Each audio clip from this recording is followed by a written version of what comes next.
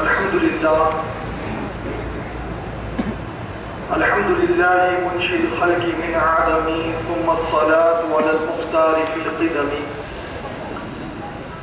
والآل والصحب ثم التابعين لهم أهل التقى والنقى والحلم والكرم، أما بعد. أعوذ بالله من الشيطان الرجيم ببركة بسم الله الرحمن الرحيم.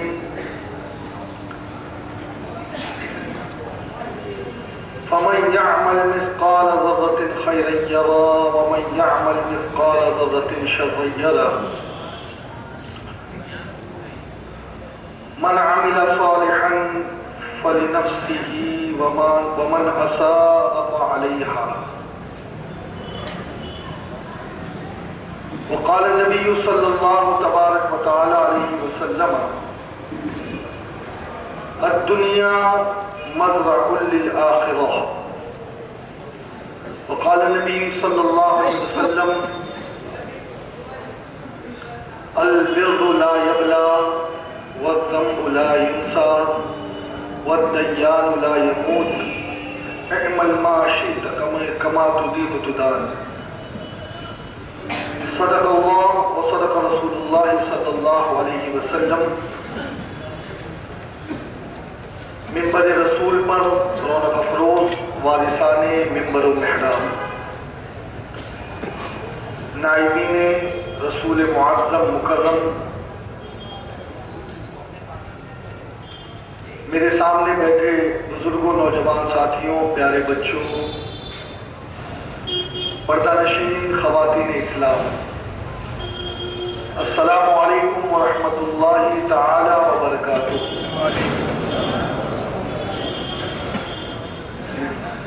قرآن پاک کی جن آیات اور احادیث طیبات کی تلاوت کا میں نے شرف حاصل کیا، اللہ رب العزت جل شانہ اس کے حوالے سے مجھے حق کہنے کی توفیق عطا فرمائے، ہمیں حق پر قائم رکھے اور حق کے ساتھ اس دنیا سے اللہ تعالی ہمیں رخصت فرمائے. میں جس طریقے سے آپ کو درود و سلام پڑھاؤں، پورا مجمع عشق رسول کی بھرپور توانائی کے ساتھ گنبد خضرا میں مکی ہمارے غلام کے سب کے آقا و مولا مالک و مختار سرور و شہنشاہ مصطفیٰ جامع رحمت شمع بزم ہدایت احمد مجتبیٰ روح الفدا محمد مصطفیٰ صلی اللہ علیہ وسلم کی بارگاہ میں درود و سلام کی نظریں پیش کریں. پڑھیں: الصلاۃ والسلام علیک یا رسول اللہ، الصلاۃ والسلام علیک یا حبیب اللہ، الصلاۃ والسلام علیک یا نبی اللہ،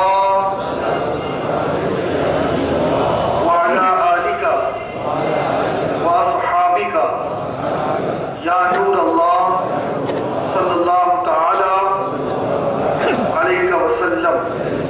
جزا اللہ عنا سیدنا محمدا صلی اللہ علیہ وسلم ما ہوا اہل. امام اہل سنت فکر دیتے ہیں: دن لب میں کھونا تجھے، شب صبح تک سونا تجھے. دن لب میں کھونا تجھے، شب صبح تک سونا تجھے. شرم نبی خوف خدا، یہ بھی نہیں وہ بھی نہیں. رزق خدا کھایا کیا، فرمان حق ٹالا کیا.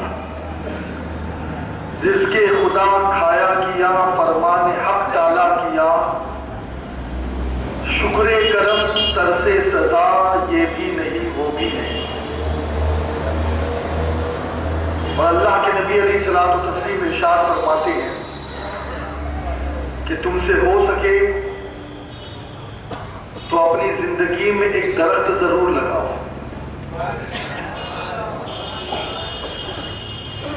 آج دوسروں نے اس نعرے کو ہائی جیک کر لیا ہے۔ صفائی رکھنا، صفائی کروانا یہ آقا کا حکم، اور ایسا حکم کہ آقا فرماتے ہیں الطہور شطر الایمان، کہ پاکیزگی یہ آدھا ایمان ہے۔ لیکن آج ہمیں دنیا سکھا رہی ہے جھاڑو لگانا۔ ایسے ہی یہ درخت لگانا، پریاورن کی سرکشا، یہ تو اسلام نے عطا کی ہے، پیغمبر امن نے، پیغمبر شانتی نے، پیغمبر اعظم نے عطا فرمائی۔ اور آقا نے فرمایا کہ ہو سکے تو ایک درخت لگا کر اس دنیا سے جاؤ۔ اب آپ خود سوچ لیں کہ اگر ہر مسلمان 22 کروڑ کی تعداد کم و بیش ظاہر ہے، اگر ایک ایک درخت لگائے تو پوری دنیا سے انشاءاللہ یہ پولوشن کا بھی خاتمہ ہو جائے گا، اور خود بخود صفائی ستھرائی ہر جگہ نظر آئے۔ لیکن ایک شاعر نے بڑی عجیب بات کہی۔ شاعر کہتا ہے کہ ایک درخت، ایک شجر ایسا محبت کا لگایا جائے، ایک شجر ایسا محبت کا لگایا جائے جس کا ہمسائے کے آنگن میں بھی سایہ جائے۔ اب یہ بند کرو دنیا میں نفرتیں، دنیا میں بم برسانا۔ اب ایسا کوئی درخت لگاؤ نا کہ نہ صرف ہمارے ملک میں اس کی چھاؤ رہے، بلکہ یہ پورا آشیان یہ اس کی سایہ میں آ جائے، اس کی چھایا میں آ جائے، اس کے سائے میں آ جائے، اور پھر وہ بھی ایسے درخت لگائے کہ جس کی وجہ سے ہمیں بھی سایہ نصیب ہو، تاکہ محبت پھیلے۔ آج صدر محترم آل رسول حضرت الحاج جناب شاہد حسین حبیبی صاحب نے جو موضوع فقیر کے لیے منتخب کیا ہے، فقیر اس کا اہل نہیں ہے، لیکن کوشش کروں گا کہ انصاف کر سکوں۔ آپ بھی میرے حق میں دعا فرمائیں۔ آمین۔ مومن غیر مومن زندگی میں فرق یہی ہے کہ مومن ما بعد الموت کو اصل سمجھتا ہے، اور جو غیر مومن ہے وہ اسی فانی دنیا کو سب کچھ سمجھتا ہے۔ وہ جو کرتا ہے یہاں کے لیے کرتا ہے، جو کماتا ہے یہاں کے لیے کماتا ہے، جو سوچتا ہے یہاں کے لیے سوچتا ہے، جو تغذو کرتا ہے وہ اس فانی دنیا کے لیے کرتا ہے۔ لیکن جو سچا مومن مسلمان آقا کا غلام کلمہ پڑھنے والا ہے، اس کی کیفیت یہ ہوتی ہے کہ وہ سوچتا ہے کہ دنیا جیسے گزرتی ہے گزر جائے، آخرت کو اللہ بہتر فرما دے۔ اور یہی چیز اللہ کے نبی علیہ الصلوۃ والتسلیم کے لیے بھی وَلَلْآخِرَةُ خَيْرٌ لَكَ مِنَ الْأُولَىٰ، اے محبوب جو گھڑی اس وقت ہے اور اس کے بعد جو گھڑی آنے والی ہے وہ ہر آنے والی گھڑی آپ کے لیے بہتر ہے۔ اور جو سچا غلام مصطفیٰ ہے، جو سچا نبی کا دیوانہ ہے، اس کی بھی زندگی یہی ہے کہ وہ اس وقت جس پوزیشن میں ہے اسے چین نہیں ہے، اسے قرار نہیں ہے۔ کیوں؟ کیونکہ اس کا دل یہ کہہ رہا ہے کہ یہ جیسے گزر رہی ہے گزر جائے، انشاءاللہ مرنے کے بعد جو ملے گا وہ اصل ہمارا حق ہے، وہ اصل ہماری میراث ہے۔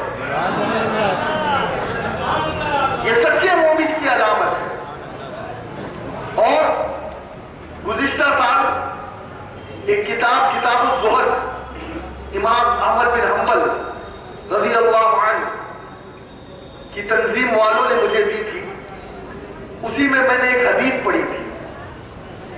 آج کبھی کبھی سادات اکرام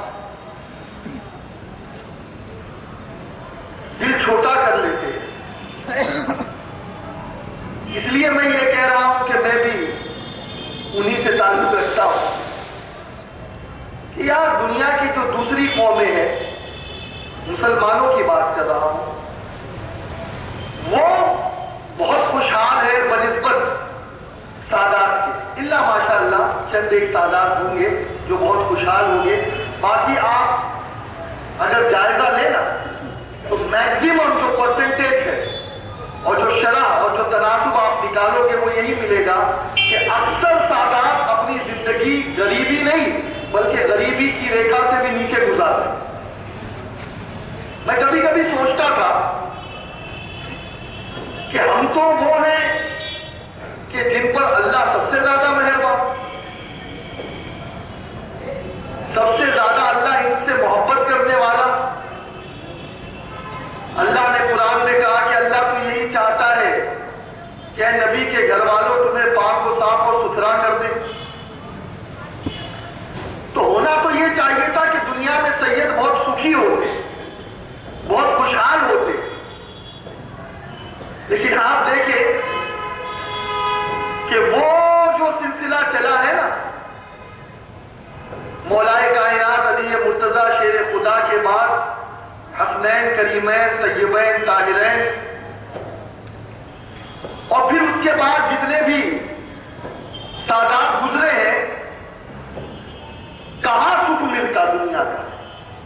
بلکہ اکثریت کا حال یہ ہے کہ انہیں یا تو بنو امیہ نے یا تو دوسرے بادشاہوں نے انہیں شہید کر دیا اس خطرے سے کہ ہماری سیٹ سلامت رہے.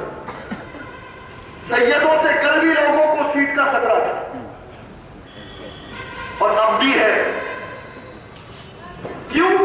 کیونکہ ہر مومن کے دل میں غیر معمولی محبت سادات اکرام کی ہے، اور وہ محبت کوئی کتنا بھی زبردستی کر لے وہ اپنے لیے پیدا کر نہیں سکتا جو غیر سادات. تو میں سوچ رہا تھا کہ آخر اتنے مسائل انہی کے لیے کیوں حسین ہی ملے. تو مجھے یہ حدیث پڑھنے میں آئی اور اس حدیث نے الحمدللہ مجھے بھی تسلی دی، اور شاید جو سادات میری گفتگو کو سنیں گے ان کے لیے بھی یہ تسلی کا باعث ہوگی کہ آقا علیہ الصلوۃ والتسلیم نے دعا فرمائی، اے اللہ میری آل کو بس اتنا ہی دے کہ گزر بسر ہو جائے. آقا نے مانگا ہی نہیں زیادہ، نہ خود کے لیے زیادہ طلب کیا نہ اپنی آل کے لیے کیا، اس لیے کہ اچھی چیزیں طلب کی جاتی ہے، محبوب چیزیں طلب کی جاتی ہے. آقا نے فرمایا یہ دنیا بہت بار میرے پاس آئی اچھی صورت لے کر کے، لیکن میں نے اس دنیا کو ٹھکرایا. آقا فرماتے ہیں صلی اللہ تبارک و تعالی علیہ وسلم کہ جب ایک مرتبہ ام المومنین سیدتنا عائشہ رضی اللہ مولا تبارک و تعالی عنہا نے کچھ کہا اے عائشہ اگر میں چاہوں تو یہ پہاڑ سونے اور چاندی کے ہو جائے اور میرے ساتھ ساتھ چلے.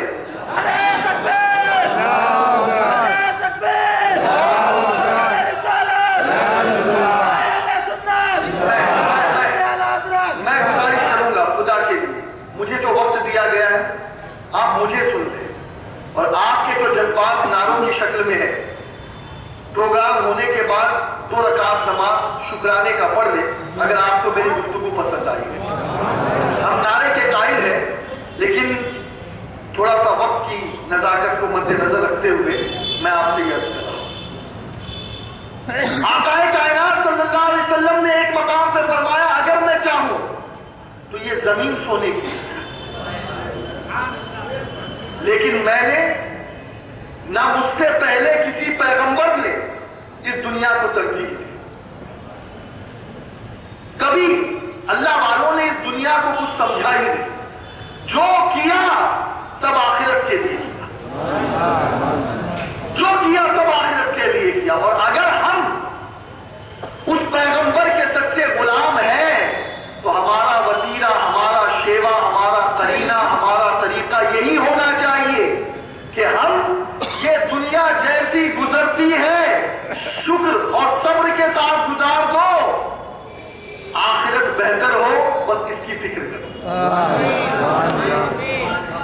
غالباً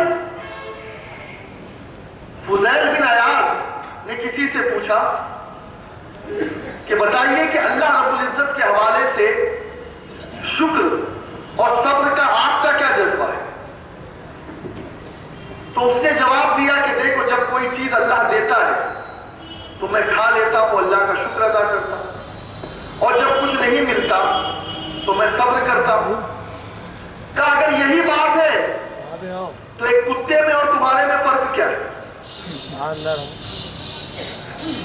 اسے ملتا ہے تو کھاتا ہے، نہیں ملتا ہے تو صبر کرتا ہے، شکر ادا کرتا ہے جب ملتا ہے تو، اور جب نہیں ملتا ہے تو صبر کرتا ہے۔ کہا ہمارا یہ ضرور ہونا چاہیے کہ جب کچھ ملے تب تو بہت شکر ادا کرے، اور جب کچھ نہ ملے تب سجدہ شکر میں اور اضافہ ہو جانا چاہیے۔ انسان میں اور جانور میں کچھ فرق تو ہو، بلکہ حضرت سیدنا مولائے روم، ملائے روم، عارف رومی، حضرت علامہ فہامہ امام اجل سیدنا جلال الدین رومی رحمت اللہ تعالی علیہ مثنوی شریف میں لکھتے ہیں کہ ایک بزرگ دن کے اجالے میں چراغ لے کر نکلے۔ یہ اس وقت کی جو پوزیشن ہے اور ہم جس جھنجال میں پھنس چکے ہیں نا، اس جھنجال کی طرف وہ ہماری نشاندہی کر رہے ہیں، نشان ہمیں بتا رہے ہیں کہ دیکھو ہم کہاں ہیں اور ہمیں کہاں ہونا چاہیے تھا۔ فرماتے چراغ لے کر دن میں ایک بزرگ نکلے، لوگ انہیں دیکھ کر کے انہیں معصوم بنا دیا۔ لوگ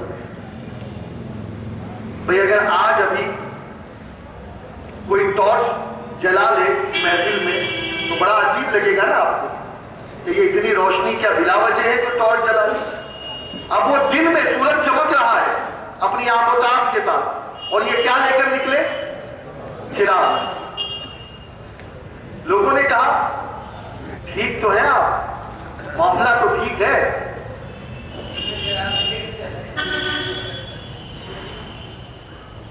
کہا ہاں سب ٹھیک ہے۔ کہا کیا؟ کچھ تلاش کر رہا،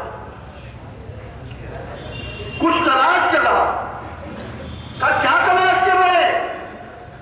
کہا انسانوں کو تلاش کر رہا، انسان کو تلاش کر رہا ہوں۔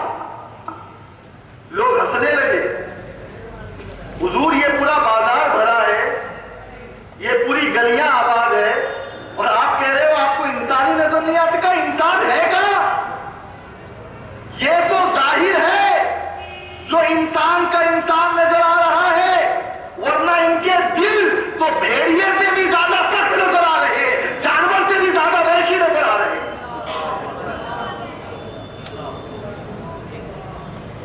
آج یہ بات ہے یا نہیں مجھے بتائیں؟ انسان انس سے بنا ہے، انسان نسیان سے بنا ہے، انس و نسیان کا مرکب۔ انسان کو محبت کرنے والا محبت دینے والا ہے۔ آج کہاں ہے؟ اس اسٹیج پر بھی اگر ہم بیٹھے ہیں الا ماشاء اللہ تو آج دلوں میں دوریاں ہیں۔ آپ بھی بیٹھے ہو، سلام پھیرتے ہو، السلام علیکم ورحمۃ اللہ، السلام علیکم ورحمۃ اللہ۔ اسی آدمی کو جس کو مسجد میں صف میں سلام کر کے آئے ہو، مسجد کے باہر اس کی غیبت کر رہے ہو، اسی کی برائی کر رہے ہو، اسی کو مارنے کا پلان بنا رہے ہو۔ اور سنو، آج جو کچھ ہو رہا ہے نا پورے معاشرے میں، اللہ رحمت کرم فرمائے، مجھے تو اتنی کوفت ہوتی ہے جب میں اخبار پڑھتا ہوں، اور اخبار کے اندر کسی کرائم کے اندر، چاہے وہ ریپ کیس ہو، چاہے وہ اسٹالنگ کیس ہو، چاہے وہ چوری کا معاملہ ہو، یا پھر جو ہے زنا وغیرہ کا معاملہ، یا کوئی اور گناہ ہو، اور اس میں جب کسی کا نام مسلمانوں کا آ جاتا ہے، کسی مسلمان کا نام، تو دل میں تکلیف ہوتی ہے کہ اللہ اکبر یہ کیا ہو گیا ہے. ارے تم اپنی کرتوت سے، اپنے اعمال سے، عادات و اطوار سے اگر اسلام کا نام روشن نہیں کر سکتے تو مت کرو، لیکن بدنام بھی مت کرو، بدنام بھی مت کرو. آج ہماری پوزیشن کیا ہے، سچویشن کیا ہے؟ اس دنیا کو ہم نے سب کچھ سمجھ لیا، اس دنیا ہی میں ہم نے سمجھ لیا کہ سب کچھ ہے. کون سا ایسا بھائی ہے جو اپنے بھائی سے خوش ہے؟ مجھے بتا تو دو. کتنے ایسے بچے ہیں جو اپنے ماں باپ سے خوش ہے؟ مجھے بتا تو دو. کہیں انصاف الا ماشاء اللہ نظر نہیں آ رہا. دلوں میں دوریاں ہیں، نفرتیں ہیں. بیوی آئی ماں باپ غائب، بیوی آئی بھائیوں سے جھگڑا شروع. بس بات وہی سچی ہے جو عارف رومی نے لکھ دی. آؤٹ لک کتنا بھی اچھا بنا لو، امامہ پہن لو، داڑھی رکھ لو، کرتا پائجامہ پہن لو، لیکن جب تک کہ اندر سے ہمارا انسان نہیں جاگے گا اور اندر سے ہم مومن نہیں بنیں گے، اس وقت تک کہ کچھ بھی نہیں. کسی کو اقبال نے کہا زبان سے کہہ دیا جو لا الہ تو کیا حاصل، زبان سے کہہ دیا جو لا الہ تو کیا حاصل، دل و نگاہ مسلمان نہیں تو کچھ بھی نہیں. آج ہم باتوں کے شعر بن چکے. ہم سے تقریر کروا لو، ہم سے باتیں کروا لو، چوراہے پر کھڑے کھڑے 2 نہیں 10 گھنٹے تقریر کریں گے اور اسلام کی باتیں بتائیں گے، لیکن عمل کا جب معاملہ ہے تو بولنے والا بھی زیرو.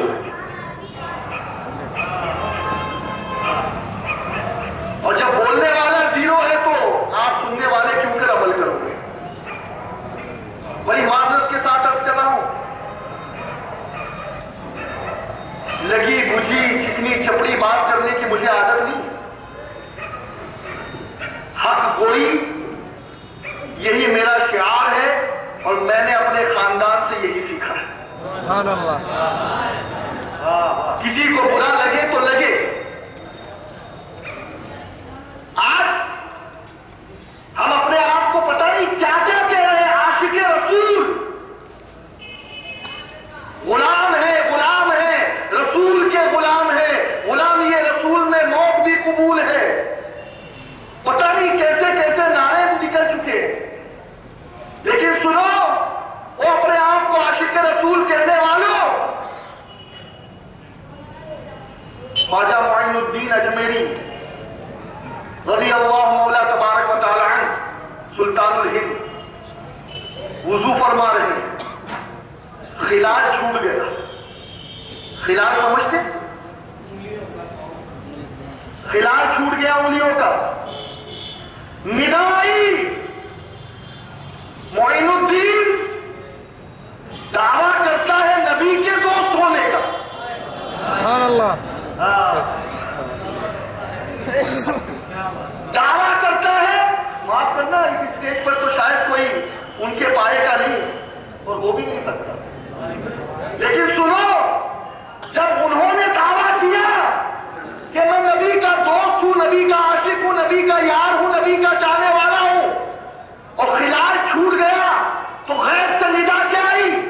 معین الدین دعویٰ کرتا ہے کہ میں نبی کا دوست ہوں اور اسی نبی کی سنت کو ترک کرتا ہے.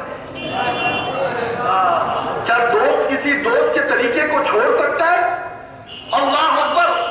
خواجہ غریب نواز رضی اللہ تعالیٰ عنہ اسی وقت آنکھوں سے آنسو جاری فرماتے قسم ہے اس وحدہ لا شریک کی کہ معین الدین اب مرتے دم تک نبی کی کوئی سنت ترک نہیں کرے گا.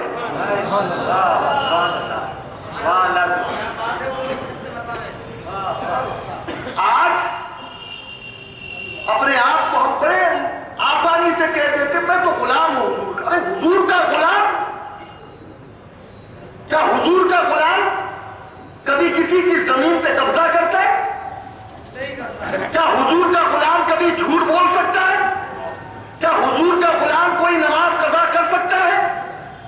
حضور کا غلام اس دنیا کو، فانی دنیا کو سب کچھ سمجھ سکتا ہے؟ نہیں. جو حضور کا سچا غلام ہوگا وہ صحیح معنوں میں حضور کے پیچھے ہوگا اور وہ وہی کرے گا جو نبی نے کیا. میں بھی زندہ باد، میں بھی اس میں شامل ہوں، میں بھی اس میں داخل ہوں. ہم بھی دعویٰ کر رہے ہیں، دعویٰ، لیکن ہمارے دعوے کھوکھلے نظر آ رہے. سچائی، حقانیت دور دور تک نظر نہیں آ رہی ہے. مگر اگر ہم عاشق مصطفیٰ ہوتے تو قسم خدا کی یہ دنیا ہماری ٹھوکروں میں ہوتی اور اس دنیا کی ہمارے نزدیک کوئی وقت نہ ہوتی، کوئی ویلو نہ ہوتی، کوئی اوقات نہ ہوتی، کوئی حیثیت نہ ہوتی. نعرے تکبیر، نعرے رسالت، علماء اہل سنت، تنظیم اصلاح معاشرہ، خلیفۃ الرسول سیدنا ابو بکر صدیق رضی اللہ مولا تبارک و تعالیٰ عنہ کو پیاس لگی، غلام کو حکم دیا پانی لاؤ. یہاں مجھے مفتی اعظم ہند کی ایک بات یاد آ رہی ہے کہ آپ نے کبھی کبھی کبھی مانگی نہیں کوئی چیز. یہ اللہ والوں کی باتیں، اللہ والوں کی شان. بیٹھے، پیاس لگی، پیاس محسوس ہو رہی ہے، اتنا کہہ دیا، سامنے والا سمجھ گیا کہ حضور کو پانی چاہیے، لیکن طلب نہیں کیا. کیوں؟ میں گدا ہوں اپنے کریم کا. سبحان اللہ، میں زندہ باد. ارے دنیا والے کیا دیں گے اور دنیا والوں سے کیوں مانگوں؟ جو دینے والی ذات ہے وہ اللہ اور رسول کی ہے. انہیں کے آگے اپنی طلب رکھو نا. کیوں اپنی طلب کو کو بکو کر رہے ہو سکتا ہے کہ تمہاری زبان خالی ہو. ایک ضمن بات آ گئی کہ سرکار مفتی اعظم ہند کی میں نے عرض کر دی. خلیفۃ الرسول کی بات میں آپ کو بتاؤں. پیاس لگی، غلام نے ٹھنڈا پانی آپ کے سامنے پیش کیا. پانی جیسے ہی ہاتھ میں آیا تو پانی کو دیکھ رہے ہیں، رو رہے ہیں. پانی کو دیکھ رہے ہیں، رو رہے ہیں. اتنا روئے کہ ہچکیاں بن گئے. ریش مبارک تر ہو گئی. غلام کانپنے لگا. آقا کوئی غلطی تو نہیں ہو گئی، کوئی گستاخی تو نہیں ہو گئی؟ حضور پانی میں کوئی ایسی چیز تو میں نے نہیں ڈال دی، کوئی کیڑا یا کوئی ایسی چیز؟ آپ رو رہے ہیں. فرماتے سنو، تم نے مجھے پانی دیا، میں نے تم سے پانی مانگا تھا، لیکن تم نے مجھے پانی دیا تو پانی میں شہد گھول کر دیا. مجھے اس وقت آقا علیہ الصلوۃ والتسلیم کا وہ واقعہ یاد آ گیا کہ ایک مرتبہ میں محمد مصطفیٰ صلی اللہ علیہ وسلم کی بارگاہ میں موجود تھا اور حضور کسی چیز کو اپنے سے دور کر رہے تھے، کسی چیز کو اپنے سے الگ کر رہے تھے، بھگا رہے تھے، دور کر رہے تھے. میں نے آقا سے پوچھا، آقا کسے اپنے سے دور کر رہے ہو؟ کہا ابو بکر، یہ دنیا تھی، بڑی بل سور کر میرے پاس آ رہی تھی تو میں نے اسے دور کر دیا. لیکن ابو بکر میں نے تو دور کر دیا، میرے بعد آنے والے اسے دور نہ کر سکیں گے، دور نہ کر سکیں گے میرے بعد آنے والے. اللہ اکبر. آج کیا پوزیشن ہے؟ ہم نے اس دنیا کو سب کچھ سمجھ لیا. سنو، یہ آج جو ہم گاجر مولیوں کی طرح کٹ رہے ہیں نا، کہ ایک بکری کی تو کوئی حیثیت ہے، ایک جانور کی تو کوئی حیثیت ہے، لیکن پوری دنیا کی ذرا سیاست کو اٹھا کر کے دیکھ لو، مسلمانوں کا خون پانی سے بھی زیادہ سستا ہو چکا ہے. کیا بات؟ یہ کیوں ہے؟ یہ ایسے ہی نہیں ہے. آقا نے آج سے 1400 سال پہلے تقریباً بتا دیا. بخاری کی حدیث ہے، ابو ہریرہ کی روایت. آقا فرماتے ہیں صلی اللہ تبارک و تعالی علیہ وسلم، ایک ایسا وقت آئے گا کہ دنیا کی دوسری قومیں تم پر ایسے ٹوٹے گی جیسے دسترخوان پر لوگ ٹوٹتے ہیں کھانے کے. صحابہ نے عرض کی یا رسول اللہ ایک ہو کر دنیا کی ساری قومیں ٹوٹے گی. یا رسول اللہ کیا ہم تعداد میں کم ہوں گے؟ کیا ہماری تعداد کم ہوگی؟ پرواہ نہیں، تعداد تو ایسی ہوگی جیسے سمندر میں جھاگ ہوتا ہے ویسے تمہاری تعداد ہوگی. کیا بات، تعداد میں کوئی کمی نہیں ہے. عرض کیا تھا پھر یہ دنیا کی جو دوسری قومیں ہیں وہ ہم پر کیوں ٹوٹے گی، کیوں غلبہ حاصل کرے گی؟ تو آقا فرماتے ہیں اس کی وجہ وہن ہے. وہن پوچھا حضور یہ وہن کیا ہے؟ کہا موت سے نفرت، موت کا ڈر اور دنیا کی محبت تمہارے اندر آ جائے. آج کون ہے جو مرنے کے لیے تیار ہے؟ کون ہے جو موت سے محبت کرتا ہے؟ کون ہے جسے موت پیاری ہے؟ نہیں، کہنے کے لیے نعرے لگا لو لیکن اگر میدان میں اتر جاؤ نا تو سب سے پہلے بھاگنے والے، پیٹھ دکھانے والے، نامردی کا مظاہرہ کرنے والے ہم ہی ہوں. اس وقت خنثی کی صف میں شامل ہو جائے. آج ہم ڈرتے ہیں موت سے. کیوں؟ وجہ یہ ہے کہ دنیا پیاری لگتی ہے، زندگی پیاری لگتی ہے، بیوی پیاری لگتی ہے، بچے پیارے لگتے ہیں، کار پیاری لگتی ہے، گاڑی اچھی لگتی ہے، نوٹ اچھی لگتی ہے، بینک بیلنس اچھا لگتا ہے، اقتدار اچھا لگتا ہے، کرسی اچھی لگتی ہے، پراپرٹی اچھی لگتی ہے، عزت اچھی لگتی ہے، شہرت اچھی لگتی ہے، موت اچھی نہیں لگتی. اور یاد رکھو ہماری تباہی کا سب سے بڑا سبب یہی ہے کہ ہم نے جس چیز سے ہمیں محبت نہیں کرنی چاہیے تھی وہ دنیا ہے، اس دنیا کو ہم نے دل دے دیا. اور دل یہ کوئی آپ کیا سمجھتے ہیں کہ آپ کا دل بہت بڑا ہے؟ نہیں، دل میں جگہ کی تنگی ہے. آپ کے اس اقرب ہال میں تو بہت اسپیس ہے لیکن دل میں اسپیس نہیں ہے. آقا فرماتے ہیں دو محبت ہے، ایک اللہ کی محبت ہے اور ایک دنیا کی محبت ہے. جس دل میں اللہ کی محبت ہے اس دل میں دنیا کی محبت آ ہی نہیں سکتی. کیا بات، اور جس دل میں دنیا کی محبت ہے اس دل میں خدا کی محبت نہیں آ سکتی. کیا بات، آپ مجھے بتائیں نا، ذرا جائزہ لیں اپنے دلوں کا کہ ہمارے دل میں خدا کی محبت کے لیے ہم نے کتنا اسپیس ریزرو کر رکھا ہے اور کتنا ہماری دنیا کی محبت ہمارے دل میں. یاد رکھیں یہ دو باتیں ہمیشہ یاد رکھیں.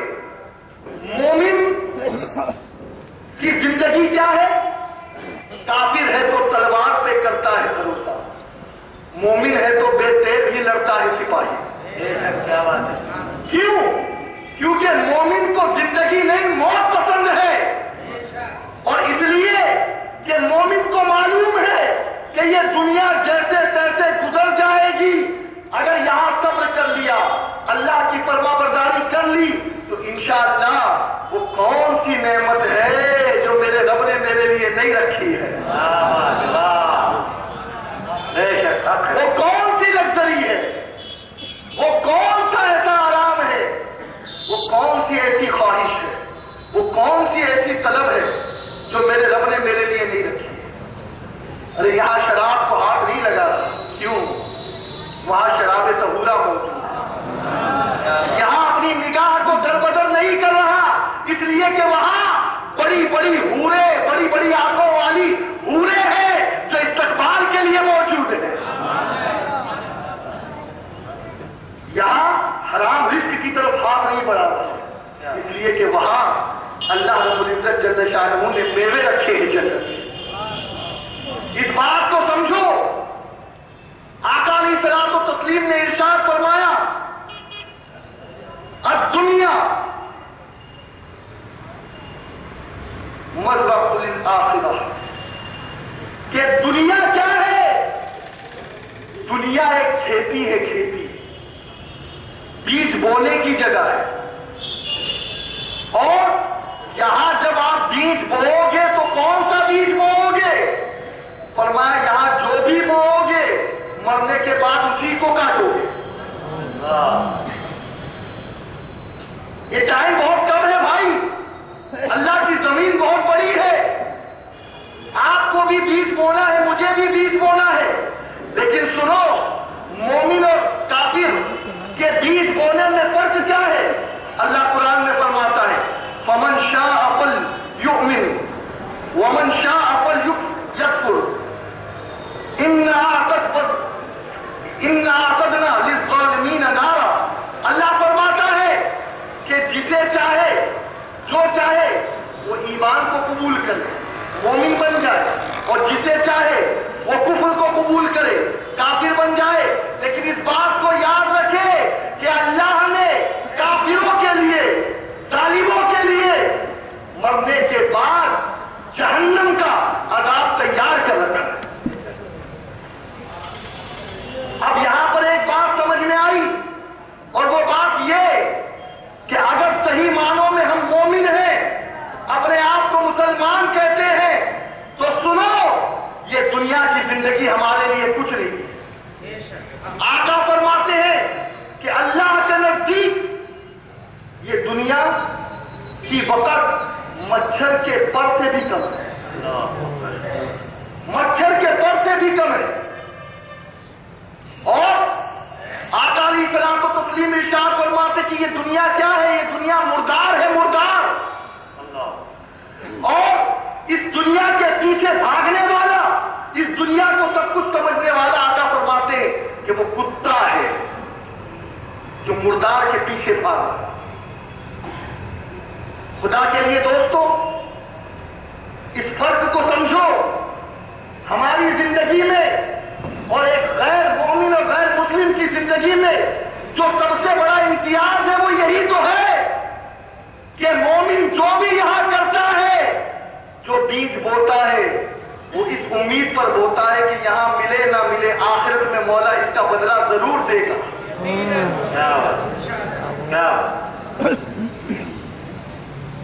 اور کافر کا حال یہ ہے کہ اس نے اس دنیا کو سب کچھ سمجھ لیا، سب کچھ سمجھ لیا۔ اور ایک حدیث میں یہ بھی تو ہے نا کہ مومن کے لیے دنیا قید خانہ ہے اور کافر کے لیے جنت ہے، جنت۔ آج ہمیں اس بات کا فیصلہ کرنا ہے کہ ہم ہیں کون، اور اگر ہم ہیں وہی جو اپنے آپ کو کہہ رہے ہیں، تو اب ہمیں ہونا کیسا چاہیے، ہمارا کردار کیسا ہونا چاہیے، ہمارا عمل کیسا ہونا چاہیے، ہماری زندگی کیسی ہونی چاہیے۔ آج اس وقت پوری دنیا میں بڑے عجب معاملات ہیں، اور ایک حدیث پاک سن لیا، کبھی کبھی مومن بہت التجائے کرتا ہے، گڑ گڑاتا ہے، طلبے کرتا ہے، لیکن اسے کچھ ہاتھ نہیں ملتا سوائے ذلت کے، سوائے رسوائی کے، سوائے بدنامی کے، سوائے دربدری کی، سوائے خواری کے، کچھ نہیں ملتا۔ تو مومن کبھی کبھی دل برداشتہ ہو جاتا ہے۔ یہ کیا؟ ان کے لیے پور و قصور اور ہمارے لیے واضح حور؟ نہیں نہیں، یاد رکھے، یہ بات کبھی اپنے دل میں پیدا مت ہونے دینا، اس لیے کہ آقا علیہ السلام و تسلیم ارشاد فرماتے ہیں ایک بندہ قیامت کے میدان میں جب حاضر ہوگا، جب اپنی نیکیوں کو دیکھے گا تو خود حیرت کرے گا، کہے گا مولا یہ میرا نامہ اعمال نہیں ہے، کسی اور کا ہے۔ آواز آئے گی بندے نہیں نہیں، یہ تیری ہی نیکیاں ہیں۔ بندہ کہے گا مولا میں نے کب کی اتنی نیکی، میں تو گنہگار آدمی کا تھوڑے بہت جو بھی استطاعت کی کیے، اتنی نیکیاں۔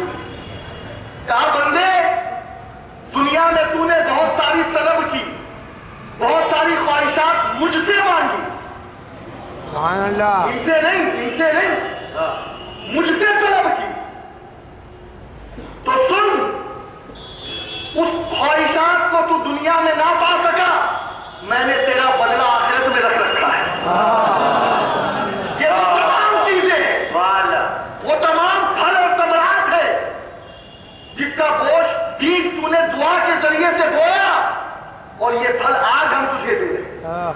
جانتے ہو آج شکوہ کرنے والا جو دل ہی دل میں شکایت رکھتا ہے، کہتا نہیں ہے یہ بات اور ہے، قیامت کے میدان میں اس کی پوزیشن اور کیفیت کیا ہوگی؟ وہ عرض کرے گا مولا کاش ایسا ہوتا کہ دنیا میں میری کوئی دعا قبول نہ ہوتی، سب کچھ آخرت میں ہی ملتا. کیا بات! یہ ہے مومن، یہ ہے مومن. اور سنو، وہ ہمارا رب کتنا کارساز ہے. وہ فرماتا ہے کہ میں تمہارے گمان کے ساتھ ہوں. اور وہ رب کیا فرماتا ہے؟ مجھ سے مانگو، ادعونی استجب لکم، میں قبول کروں گا. اور اگر تم مجھے چھوڑ کر غیر کے دروازے پہ جاتے ہیں، ایک فرق میں یہاں پر واضح کر دوں، اہل اللہ اور ہے، غیر اللہ اور ہے. یہ مت سمجھیے آپ کہ اللہ کا غیر جب کہا جائے تو وہاں سے معاذ اللہ آپ نبیوں کو یا ولیوں کو مراد دو. نہیں، نبی اور ولی اللہ کے غیر نہیں ہے. لاتو، مناتو، عزا، ہبل، یہ بت جسے لوگ اللہ کے علاوہ پوجتے ہیں وہ غیر اللہ ہے، اور یہ جتنے اللہ کے محبوبین ہیں یہ تو اہل اللہ ہے.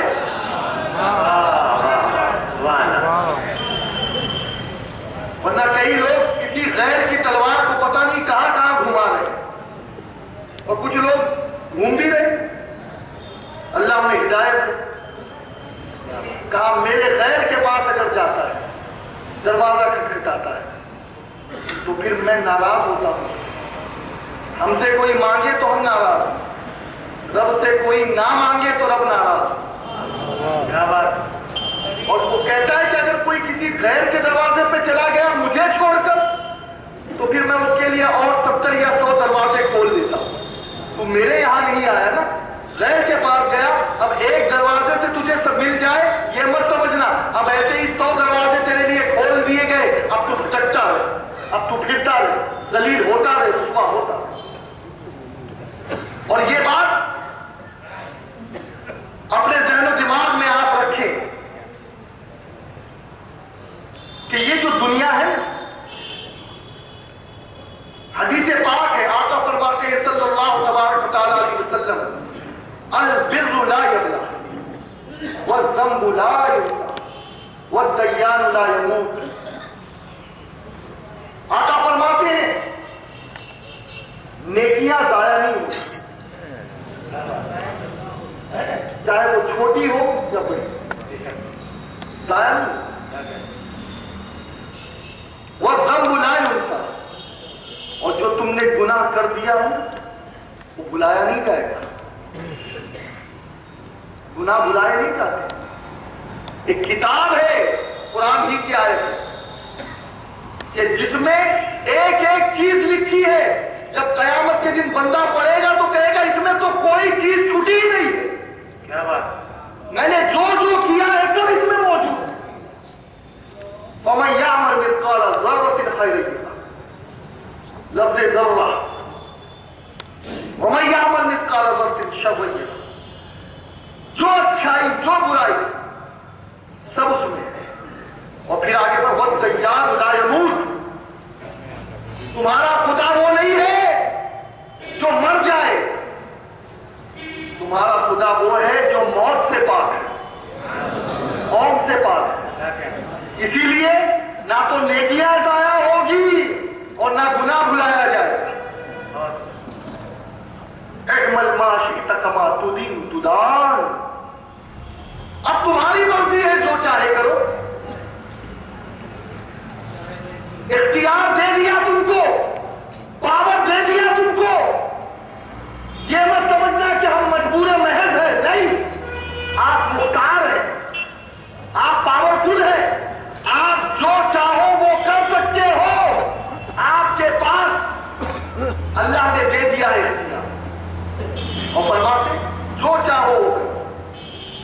کما تدین تدان، جیسا کرو گے ویسا ہی پاؤ گے، جیسا کرو گے ویسا ہی ملے گا تمہیں، جیسی کرنی ویسی بھرنی۔ اور اس بات کو اپنے ذہن میں اچھی طریقے سے رکھیں، ایک حدیث میں آپ کے سامنے رکھوں تاکہ یہ بات اور آپ کے قریب ہو جائے۔ آج ہم بہت سارے ارادے، بد ارادے رکھتے ہیں، بدخواہی کے جذبات رکھتے ہیں، خود خوشحال رہنا چاہتے ہیں لیکن زمانے کو بدحال رکھنا چاہتے ہیں۔ ایسا کبھی نہیں ہو سکتا، بلکہ ایک صحابی رسول کو آقا علیہ الصلوۃ والتسلیم نے جنتی فرمایا، جنتی فرمایا۔ اور جب ایک دوسرے صحابی ان کے ساتھ ہوئے، 3 دن ان کے ساتھ رہے، پوچھا کہ آقا نے آپ کو جنتی کہا ہے، 3 بار جنتی کہا ہے، آخر وجہ کیا ہے؟ کہا ایک عمل میرا ہے وہ میں بتا دیتا ہوں کہ جب بھی میں کسی کو ہنستا کھیلتا دیکھتا ہوں، پھولتا پھلتا دیکھتا ہوں، دعا کرتا ہوں مولا اسے اور نواز۔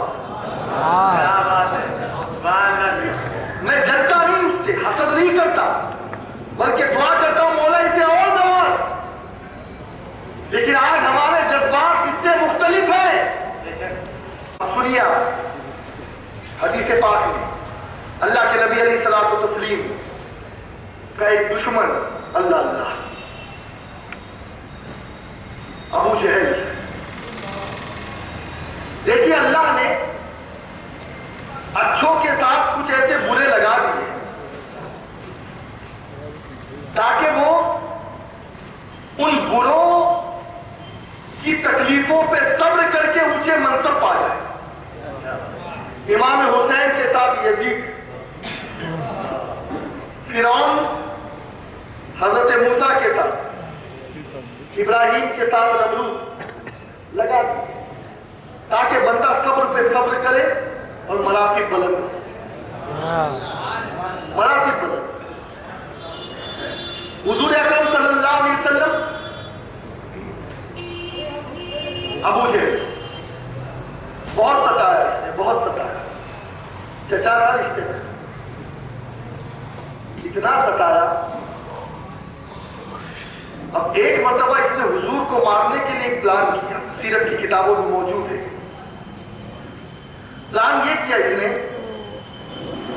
کہ اپنے بیمار ہونے کا اعلان کروا دیا کہ ابو جہل بیمار ہے، اور اپنے گھر میں جس بستر پر لیٹتا تھا اس کے قریب ایک کھنڈر کھدوا دی دروازے کے اندر، اس کے اوپر گھاس پھوس ڈال دی۔ پلان یہ تھا، اور عقیدہ تو دیکھو اس کا، اسے معلوم تھا محمد وہ ہے صلی اللہ علیہ وسلم کہ دشمن بھی بیمار ہے تب بھی دیکھنے جائے۔ یہ اخلاق مصطفیٰ ہے، یہ ہے اخلاق مصطفیٰ۔ آج ہم دوستوں کو نہیں پوچھ رہے بھائی، امام نے لکھا ہے اس کے بارے میں کہ دشمنوں کی بھی نظر میں پھول وہ، اور دوستوں کی بھی نظر میں خار ہم۔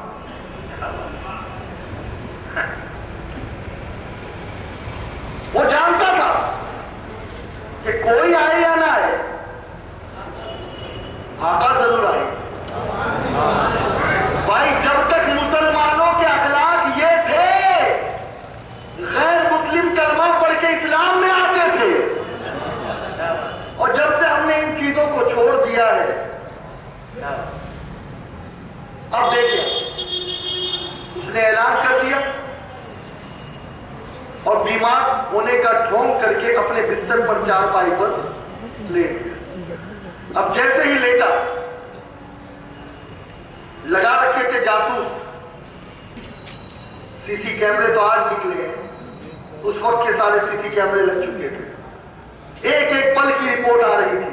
ہاں اب محمد صلی اللہ علیہ وسلم گھر سے نکل چکے، اب یہاں پہنچے، اب یہاں پہنچے، اب یہاں پہنچے۔ اپڈیٹ آ رہی تھی، خوش ہو رہا تھا، او ہو शिकार में आ रहा है, शिकार आ रहा है, जो है वो पिंजरे में। अब जैसे ही अल्लाह के नबी अलैहिस्सलातु तस्लीम पहुंचे, उसके दरवाजे जस्ट एंटर होने वाले, इतने करीब आ, खबर पहुंच रही सूत्रों के अनुसार। जैसे ही करीब आए, अल्लाह रब्बुल इज्जत जल्ल शानहू ने जिब्रील के जरिए से आका अलैहिस्सलातु तस्लीम से फरमाया, आका आप तशरीफ ना ले जाए, पलट जाए। अल्लाह का हुक्म था, आका पलट गए। अब आका पलटे और वहां खबर पहुंच गई। उसने कहा इतना करीब, यानी मुंह से नहीं वाला सीधा जा रहा, इतना करीब। अब खोखलाया और अपने बिस्तर से उठा, एकदम बेताब होकर के, अभी पकड़ करके कुछ कर दो, दिमाग काम नहीं रहा, और जो खड्डा उसने खोदा था उसी में खुद गिर गया।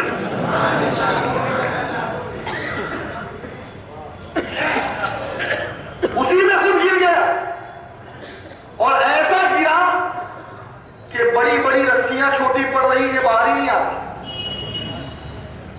सीढ़ियां लगाई जा रही है, रस्सियां।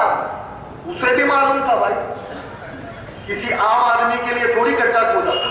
क्या बात है, क्या कहे। उसने क्या कहा सुनो, दुश्मन भी आका को अपना पनाहगाही मानता था कि यहीं पर पनाह मिलेगी। उसने कहा भाई तुम कोशिशें कर लो, मैं निकलूंगा नहीं, जिसके लिए खोदा था उसी को बुलाओ, वही निकालेगा। अब वो गए आका अलैहिस्सलातु तस्लीम के पास। अगर हम जैसे कोई एकड़ी वाला होता, कोई झूठे गुरूर और घमंड वाला होता, तकब्बुर वाला होता, तो फटकारता, लेकिन वो आका रहमतुल लिल आलमीन, आका परेशानी में, दुश्मन है लेकिन परेशानी में, आ जाए, आ गया, आए। क्या हुआ अबू जहल, हुजूर निकाल दीजिए, ऐसे नहीं, बहुत तूने पैतरे बदले, तुझे तो चांद के 2 टुकड़े भी मैंने करके दिखा दिए भाई, फिर भी तू नहीं बदला। पहले वादा कर कि तू इस्लाम कबूल करेगा, वादा कर, दीन में आएगा, मुझे रसूल मानेगा, ये लातो मनातो हुबल और उज़्ज़ा इनकी परस्तिश से तौबा करेगा। कहा हाँ मैं वादा करता, मैं मानता।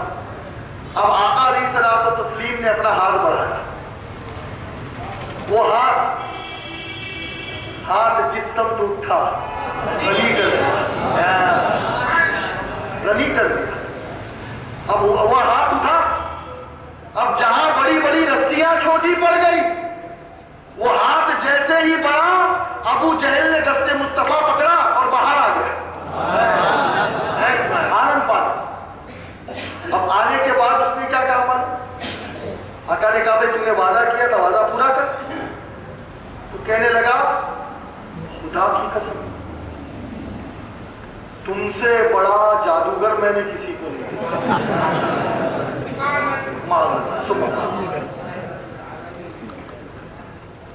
दोस्तों इस वाकये के सुनाने का मकसद ये है कि अबू जहल ने जो खड्डा नबी के लिए खोदा, वो खुद उस खड्डे में गिरा। तुम भी किसी का बुरा चाहोगे, किसी के लिए बुरा सोचोगे, किसी के हवाले से अगर बुरा तसव्वुर करोगे, तो वो बुराई तुम्हें पहुंच कर रहेगी, इस बात का तुम्हें यकीन रखना। ऐसा नहीं हो सकता कि तुम किसी का बुरा करो और तुम अच्छे रहो, तुम दूसरे को तड़पाओ और तुम चैन से रहो। नहीं नहीं, जो बुरा करेगा उसे बुराई का बदला मिलकर रहेगा। और छोटी किताबों में हम एक वाकया पढ़ते थे, क्योंकि बच्चे भी यहां पर हैं। एक लड़का था, روٹی کھا رہا تھا، کتے کو بلایا، روٹی دکھا آیا وہ کتا۔ اب جیسے ہی کتا آیا تو روٹی کھلائی نہیں، اس نے ڈنڈا لیا اور اس کتے کو مارنا شروع کر، بے زبان اپنا ہاتھ صاف کر لیا۔ ایک آدمی دیکھ رہا تھا کہ دیکھو کتنا، کیا کہوں میں، کتنا جو ہے وہ شرارتی بچہ ہے کہ اس طریقے سے جانور پر ظلم کر رہا ہے۔ اب کتے کو مارا، وہ وقت ہو گیا۔ اب اس نے کیا کیا، 100 روپے کا نوٹ اس لڑکے کو دکھایا۔ اب جیسے ہی دکھایا تو وہ لڑکا آیا۔ اب جب 100 روپے کے نوٹ لینے کی باری آئی تو اس نے لڑکے کو مارا۔ تو لڑکے نے کہا میں نے تم سے مارنا تھوڑی تھا، جو تم مجھے مار رہے ہو۔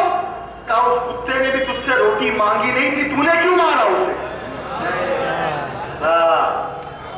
اس بات کو یاد رکھو، جو تمہارے ہاتھوں کی کمائی ہے وہ تمہیں مل کر رہے گی۔ اور قرآن مقدس میں اللہ فرماتا ہے وما اصابکم من مصیبت فبما کسبت ایدیکم، اللہ بما کسبت ایدیکم، یعنی جو تمہاری ہاتھوں کی کمائی ہے وہ تمہیں پہنچے گی جو تم نے کیا ہے۔ بلکہ آقا علیہ الصلوۃ والتسلیم ارشاد فرماتے ہیں کہ مومن کو ٹھوکر بھی نہیں لگتی مگر اس کے گناہوں کا بدلہ۔ آج ہم یہ جو چلا پکار کر رہے ہیں، یہ جو پریشانیوں کا واویلا کر رہے ہیں، سنو، ان تمام آفتوں کو اپنے سر پر لینے والے ہم ہیں، کیونکہ ہم نے اپنے ہاتھوں سے یہ سب کمایا ہے، یہ ہمارے ہاتھوں کی کمائی ہے۔ اگر ہم نے یہ نہ کیا ہوتا تو یہ دن بھی آج ہمیں دیکھنے نہ ملتے۔ آج ہماری سچویشن کیا ہے؟ آج ہم اپنے اصل سے غافل ہو چکے ہیں، اور اسی لیے اللہ کے نبی علیہ الصلوۃ والتسلیم ارشاد فرماتے ہیں حاسبوا قبل ان تحاسبوا، آقا فرماتے ہیں اپنا محاسبہ کرو، اپنے آپ کو چیک کرو، اپنے آپ کو ٹٹولو اس سے پہلے کہ وہ خدا تمہارا حساب لے۔ یہ تو وعدہ دیدار پر نقد اپنا دام ہو ہی جائے گا۔ مومن کی روح بدن میں رہتے ہوئے چین نہیں محسوس کرتی۔ مومن کا حال کیا ہوتا ہے معلوم ہے؟ مومن کی روح مضطرب رہتی۔ کیوں؟ کیونکہ اسے پتا ہے اس دنیا کی آنکھیں یہ اللہ کے دیدار کے لائق ہے ہی نہیں، وہ کر ہی نہیں سکتی۔ لیکن ہاں، جب اس جسم کا تعلق، اس روح کا تعلق کٹ ہوا، شہادت کی موت نصیب ہوئی تو اللہ کا دیدار نصیب ہو جائے گا، مصطفیٰ کا دیدار ملے گا۔ اور جو عاشق ہے، ہم اپنے آپ کو عاشق رسول کہتے ہیں، ایک رات آپ کی زندگی کی، تھوڑا آپ حساب کریں، میں بھی کرتا ہوں، کیا آپ کی زندگی کی ایک رات یا میری زندگی کی ایک رات ایسی گزری ہے کہ پوری رات بس اسی طرف میں ہم نے گزارا ہو کہ آقا کا دیدار ملے، آقا کا دیدار ملے، آقا کا دیدار ملے، اور ہم مرغ بسمل کی طرح تڑپتے ہو؟ کیا ایسی رات ہماری گزری ہے؟ سنو، فاسقوں کی ایسی رات نہیں گزرتی، عاشقوں کی ایسی رات گزرتی ہے کہ رات بھر روئے جانا کی تمنا لیے لیے صبح کر دیتے ہیں۔ ہم کہاں تڑپتے ہیں آقا کے لیے؟ ہم کہاں سوچتے ہیں؟ ہماری راتیں تو جب تک کہ 2-3 گھنٹے کی فلم نہ دیکھ لیں ہمیں تو نیند نہیں آتی، جب تک کہ پکچر، فلمیں، ڈرامے اور سیریل نہ دیکھ لے، اور سیدھا چشمہ اور الٹا چشمہ نہ دیکھ لے، اس وقت تک کہ تو ہمیں ہماری گھر کی عورتوں کو نیند نہیں آتی۔ ارے خدا کی قسم، عاشق وہ ہے جو آقا کے دیدار کے لیے تڑپتا ہو۔ حکیم الامت مفتی احمد یار نعیمی علیہ رحمت رضوان کہتے ہیں روح نہ کیوں ہو مضطرب موت کے انتظار میں۔ عاشق کی روح تڑپتی رہتی ہے، عاشق کی روح تڑپتی ہے کہ کب اس دنیا کے جھنجھٹ سے نکلوں اور کب آقا کے قدموں میں پہنچوں۔ کہتے روح نہ کیوں ہو مضطرب موت کے انتظار میں، سنتا ہوں مجھ کو دیکھنے آئیں گے وہ مزار میں۔ ارے یہاں تو دیدار کی کوئی گارنٹی نہیں ہے، لیکن قبر میں تو گارنٹی ہے۔ امام کہتے ادھار کا سودا نہیں ہے، نقد ہے، جان دے دو وعدے دیدار پر، نقد اپنا دام ہو ہی جائے گا۔ یہ مومن کی زندگی بتا رہا ہوں میں۔ مومن یہاں بیج بوتا ہے تقوی کا، یہاں بیج بوتا ہے اچھائی کا، یہاں بیج بوتا ہے عشق رسول کا، اور جیسے ہی آنکھ بند ہوتی ہے اسے پھل ملنا شروع ہو جاتا ہے۔ کافر اس دنیا کے لیے سب کچھ کر دیتا ہے، جان بھی لے لیتا ہے، جان بھی دے دیتا ہے، لیکن اسے دنیا ہاتھ نہیں آتی۔ اور اس بات کو اپنے ذہن میں رکھو، اس دنیا کے بڑے بڑے بادشاہوں کو تم نے دیکھا ہے، اور اللہ کے نبیوں کو اور ولیوں کو تم نے دیکھا۔ ارے ان کی زندگی سے کچھ سمجھ میں نہیں آتا۔ آج مغل بادشاہوں کے بڑے بڑے مقابر بنے ہوئے ہیں، لیکن معاف کرنا کتا بھی وہاں مکنے نہیں جاتا، گندگی کا ڈھیر ہے۔ اور وہاں وہ مومن کہ جس نے آخرت کے لیے اپنی زندگی گزار دی، ارے ایسی مزار ہے اس کی کہ قرآن کی تلاوت کا وہ دور چل رہا ہے کہ 24 گھنٹے میں کوئی ایک لمحہ ایسا نہیں گزرتا جب قرآن کی آیتیں نہ پڑھی جاتی ہو اس کی مزار۔ زلیخا کہتی ہے ایک وہی وقت تھا جب یوسف مصر کے بازار میں نے عزیز مصر کو بھی دیکھا اور یوسف کو بھی دیکھا، لیکن آج عزیز مصر کا حال بھی سامنے ہے جسے کوئی نہیں پوچھ رہا کیونکہ اس نے دنیا کو ترجیح دی، اور آج یوسف کا بھی حال سامنے ہے کہ اس رب کے خوف کی وجہ سے اس نے اپنے آپ کو گناہ سے بچایا۔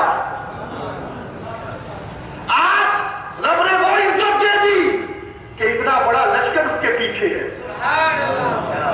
اور یہ عزت تو یہ عزت، اس کے بعد جو عزت ملے گی وہ اس سے بھی بڑھے گی۔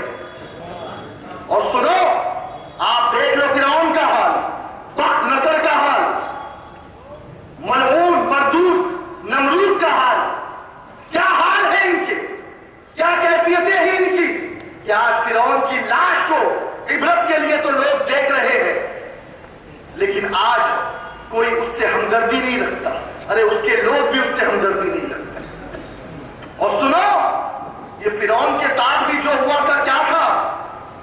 جیسا بو کہ ویسے ہی کاٹو کہ وہی حال اس کا بھی تھا کہ ایک مرتبہ جبریل امین علیہ السلام و تسلیم یا کوئی اور فرشتہ اللہ کے حکم سے اس کے پاس پہنچا اور فرعون سے پوچھا، بہت سرکشی کر رہا تھا، بہت اللہ کی نافرمانی کر رہا تھا، اس کا رزق دیا ہوا کھا رہا تھا، اپنے آپ کو انا ربکم الاعلی کہہ رہا تھا، میں سب سے بڑا رب ہوں۔ لیکن سنو، اس کے پاس پہنچے اور پوچھا، اے فرعون تو بتا کہ جو اپنے مالک نے اسے سب کچھ دیا، عزت دی، دولت دی، شہرت دی، اقتدار دیا، اسے مالک نے سب کچھ دیا، لیکن اس کے باوجود بھی اگر وہ مالک کی نافرمانی کرے اور خود مالک بن بیٹھے تو اس کے لیے سزا کیا ہے؟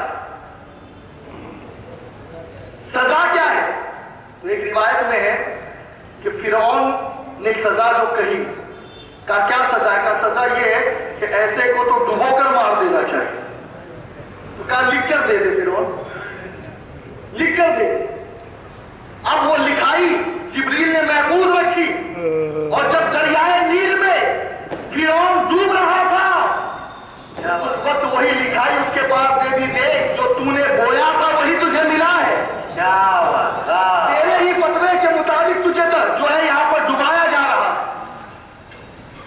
آج دوستو خدا کے لیے خود مختار مت بنو، اس مالک کو مت بھولو، اس رب حقیقی کو مت بھولو۔ یہ دنیا کھیتی ہے، کھیتی، یہاں تقوی کی بیج بو، یہاں اللہ کی عبادت کا بیج بو، یہاں ریاضت کرو، یہاں اس سے ڈرو، کچھ ملے تب بھی شکر ادا کرو، کچھ نہ ملے تب بھی شکر ادا کرو، ہمیشہ ہر پل اس رب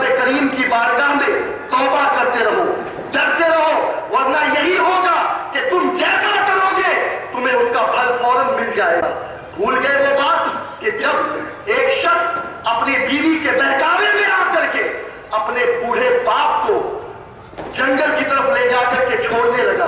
اس کا چھوٹا بچہ بھی ساتھ میں آ گیا تھا.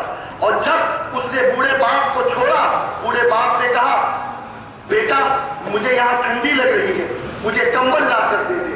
اس بیٹے نے جیسے ہی کمبل لا کر دیا تو جو پوتا تھا اس پوتے نے اس کمبل کو تھوڑا سا کاٹ لیا. اب جب اس کمبل کو کاٹا تو باپ نے کہا کیوں کمبل کاٹ رہا ہے, کیا وجہ ہے؟ کہا اس لیے کاٹ رہا ہوں کہ آج تو نے اپنے باپ کو چھوڑا ہے, کل جب میرا وقت آئے گا تو یہ کٹی ہوئی کمبل میں تجھے دوں گا. یاد رکھیں یہ دل پلٹیں گے, یہ دل لوٹ کے آئیں گے. تم نے جو جو کیا ہے وہ سب تمہارے سامنے ضرور آئے گا. کما تدین تدان. اور سنو اب جو باتیں کہہ رہا ہوں اللہ کرے کہ آپ اسے برداشت کر سکیں. قرآن میں اللہ نے کہا خبیث عورتوں کے لیے خبیث مرد, طیب عورتوں کے لیے طیب مرد. یوں بھی سمجھ لو کہ مرد اگر خبیث ہے تو عورت بھی خبیثہ ملے گی. کما تدین تدان. ہم جو جو کر رہے ہیں وہ سب کچھ ہمارے پیچھے پلٹ کر آئے گا. آج ہماری سچویشن کیا ہے؟ بالخصوص میں نوجوانوں سے مخاطب ہوں جنہیں اینڈرائڈ 3G کے نشے نے مدہوش کر رکھا ہے. ہاتھوں میں موبائل ہے, کبھی ان ہاتھوں میں قرآن نظر نہیں آتا, کبھی ان ہاتھوں میں حدیثیں نظر نہیں آتی, کبھی ان ہاتھوں میں ماں کی خدمت کا جذبہ نظر نہیں آتا, باپ کے پیر دبانے کا بشکرا کبھی ان ہاتھوں سے نمایاں ہوتا نظر نہیں آتا. لیکن سنو او موبائل کے دیوانوں, آج اس موبائل کے ذریعے سے کیا کر رہے ہو؟ پوری دنیا ترقی کر رہی ہے, تم تنزلی کی طرف جا رہے ہو. رات کے 2 بج گئے, 3 بج گئے, اور ان میں جتنا دوش ان بچوں کا ہے, بچیوں کا ہے, اس سے زیادہ دوش ان کے والدین کا ہے. آج کیا ہو گیا ماں باپ کو جو اپنے بچے سے پوچھ نہیں رہے ہیں کہ بیٹا تو موبائل میں کیا دیکھ رہا ہے؟ چادر اوڑھ لی, اندر موبائل جاری ہے, کیا دیکھ رہے ہو جناب؟ کوئی ٹائم ہے؟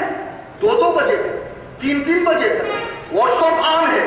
فجر کی نماز کا کوئی پتہ نہیں, عشاء کی نماز کا کوئی پتہ نہیں, نمازوں کے اوقات کا کوئی پتہ نہیں.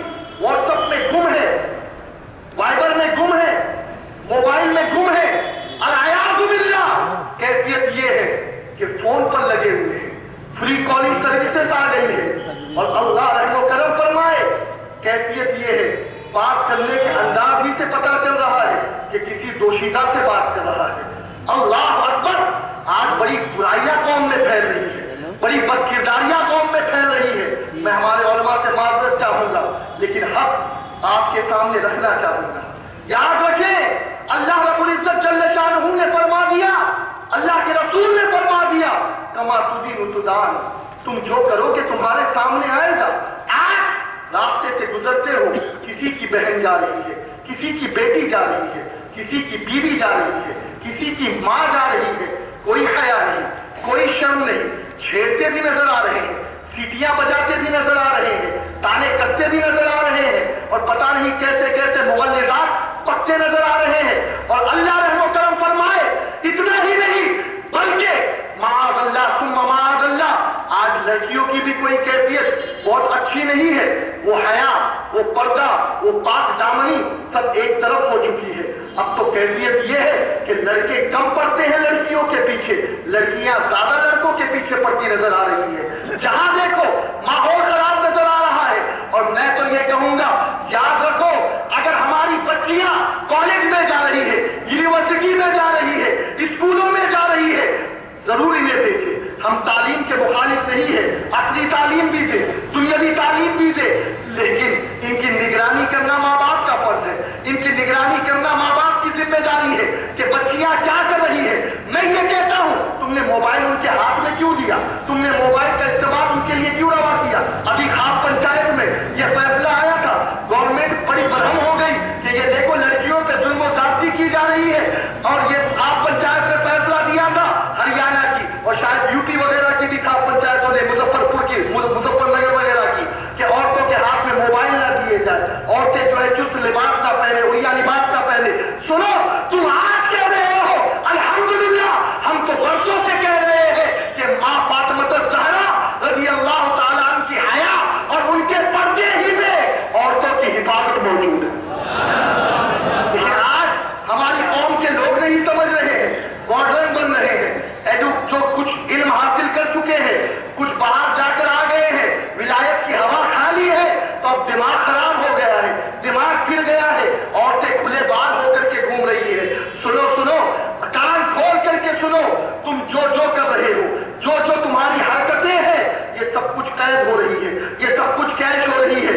اور میں یہ کہتا ہوں اے خدا کے بندو، کسی کی عورت کو، کسی کی بیوی کو، کسی کی بہن کو، کسی کی بیٹی کو، کسی کی پھوپھو یا خالہ کو دیکھنے سے پہلے یہ ضرور سوچ لینا کہ تمہارے گھر میں بھی ماں، بہن، بہو، بیٹیاں موجود ہیں. قریب کر کے فرمایا اتحب امک، جو تو چیز کرنا چاہ رہا ہے کیا تو پسند کرے گا کہ کوئی تیری ماں کے ساتھ یہی کرے؟ کوئی تیری بیٹی کے ساتھ یہی کرے، بہن کے ساتھ یہی کرے، پھوپھو یا خالہ کے ساتھ یہی کرے؟ جھجلا گیا وہ، کہا نہیں آقا میں تو کبھی اسے گوارا نہ کروں گا.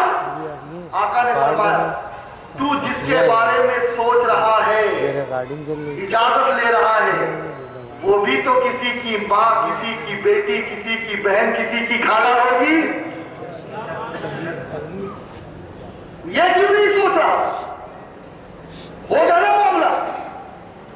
اب آقا نے اس کے دل پر ہاتھ رکھا، دعا کی اللہم اغفر ذنبہ وطہر قلبہ احسن فرجہ، اللہ اس کے گناہ کو معاف کر، سبحان اللہ، اس کے دل کو پاک کر اس خیال سے، اور اس کی شرمگاہ کی تو حفاظت کرنا. آقا نے دعا فرمائی اور پھر اس نے اس گناہ سے توبہ کر دیا. اب سنو ایک واقعہ، یہ تو 1400 سال پرانی بات میں نے آپ کے سامنے رکھی، اب ایک لیٹسٹ واقعہ میں بیان کروں. آج ہم یہ بات کر ہی نہیں رہے ہیں، سوچ ہی نہیں رہے ہیں. آج معاذ اللہ جس لڑکے کے پسند میں جو لڑکی آئی، آج پکنک برائیوں کا بہت بڑا جو ہے ایک ذریعہ بن چکا ہے. آج سب کی بات نہیں کرتا لیکن اکثریت کی بات کرتا. آج یہ لاڈج، سرائے خانے، معاذ اللہ ثم معاذ اللہ ہوٹل زنا کے اڈے بن چکے. اور یہ بات کوئی ڈھکی چھپی نہیں ہے، سب کو معلوم ہے، لیکن کچھ لوگ بولتے نہیں ہیں. اب مجھ جیسا پاگل بول دیتا ہے، فرق یہ. لیکن میں بولوں نہیں تو کیا کروں؟ ٹریٹمنٹ نہیں ہوگا، علاج نہیں ہوگا، اس وقت تک کہ اصلاح نہیں ہوگی. اور پھر تنظیم اصلاح معاشرہ کا بینر لگانے کا مطلب کیا ہے؟ ہر شعبے میں، ہر جگہ جہاں برائی ہے وہی تنظیم اصلاح معاشرہ ہے، کیونکہ ہمارا کام ہی اصلاح. کرناٹک کے اندر ایک بہت بڑا مجمع تھا. اس مجمع میں جب یہ گفتگو ہوئی کہ یاد رکھو مصطفیٰ کی حدیث ہے کما تدین تدان، جیسا کرو کہ تمہارے سامنے آئے گا.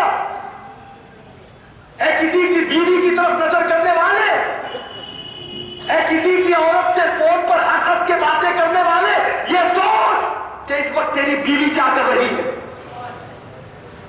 اے کسی کی بہن کی عزت کو تار تار کرنے والے ذرا اپنی بہن کے بارے میں بھی سوچ لے. اے کسی بیٹی کی عزت اور آبرو ریزی کرنے والے ذرا اپنی بیٹی کے بارے میں بھی سوچ لے. کرناٹک میں جب یہ بیان ہوا، پروگرام ختم ہوا، ایک نوجوان قریب آیا، کہا مولانا آپ نے جو بات کہی ہے نا اس میں یہ والی بات آپ نے بالکل سچ کہی. مولانا نے جواب دیا بھائی میں تو سچ ہی کہتا ہوں، یہ منبر رسول ہے، یہاں سے جھوٹ بولا ہی نہیں جاتا. اور جو جھوٹ بولے نا، جو جھوٹ بولے حق نہیں ہے اس کو یہاں بیٹھنے کا، وہ کہیں اور بیٹھ اور جگہ تلاش کرے. جھوٹے کے لیے منبر رسول نہیں ہے، سچے کے لیے منبر رسول ہے، چاہے وہ میں ہی کیوں نہ. سچوں کے لیے کہا یہاں جو بات بتائی جاتی ہے وہ سچ ہوتی ہے، لیکن تم اس بات پہ کیوں زور دے رہے ہو؟ کہا مولانا اس لیے زور دے رہا ہوں کہ آپ جو کہہ رہے ہیں وہ میرے ساتھ ہو چکا ہے. اب سنیے، اس نے اپنی رجحان بیان کی. صدر صاحب، وہ نوجوان کہتا ہے کہ میں اپنے دوستوں کے ساتھ پکنک کرنے کے لیے گیا ہوں. اتفاق کی بات کہ دوستوں کے اندر کچھ شوقیاں بھی ہوتی ہے. میں تو ایسا نہیں تھا، لیکن صحبت نے مجھے بگاڑا. اور اسی لیے میں کہتا ہوں خدا کے لیے اپنے بچوں کی صحبتوں کو بھی چیک کرو کہ ان کی سنگت، ان کی پارٹی، ان کی دوستی کیسے لوگوں سے. کہیں ایسا تو نہیں کہ کسی گستاخ رسول کے ساتھ رہ کر کے کل کو وہ گستاخ رسول اور گستاخ اہل بیت نہ بن جائے. کسی گستاخ صحابہ کے ساتھ رہ کر کل تو وہ گستاخ صحابہ نہ بن جائے. اور کسی شرابی کے ساتھ، زانی کے ساتھ رہ کر وہ شرابی اور زانی نہ بن جائے. Please check company of your students and company of your child, چاہے وہ لڑکی ہو یا لڑکے. اور خاص طور پہ میں یہ بات لڑکیوں سے کہوں گا، آج یہ فیشن بن چکا ہے. کل کی لڑکیاں کبھی گھر کے باہر قدم نہیں رکھتی تھی، اور آج کی لڑکی ٹیوشن کے بہانے سے، ہوم ورک کے بہانے سے، پروجیکٹ پورا کرنے کے بہانے سے، پتہ نہیں کتنے بہانے گھر میں نظر ہی نہیں آتی. اللہ رحم و کرم فرمائے. میں بدگمانی نہیں کر رہا ہوں، لیکن معاشرے میں جو کچھ ہو رہا ہے اس کی سچی تصویر میں تمہارے سامنے رکھ رہا ہوں.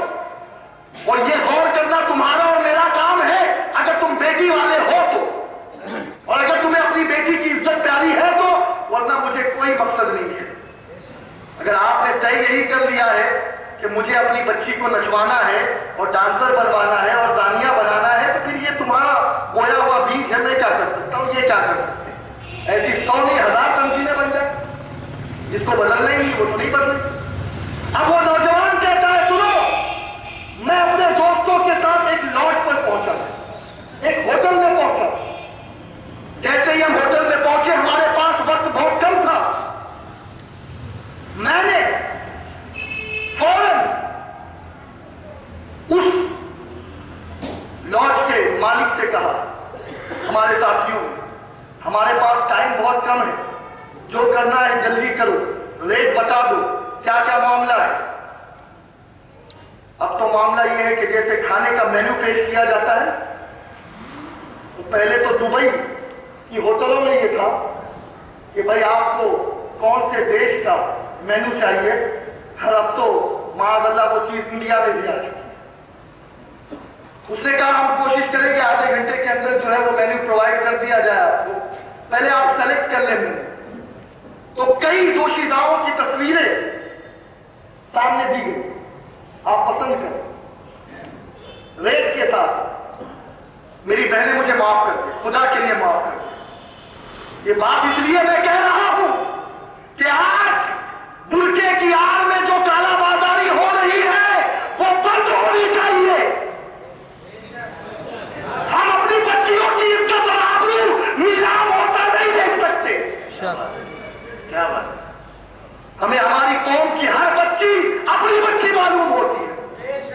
ہمیں تکلیف ہوتی ہے اس سے، ہمیں دکھ ہوتا ہے، ہماری روح کانپتی ہے، ہمارا دل لڑک جاتا ہے۔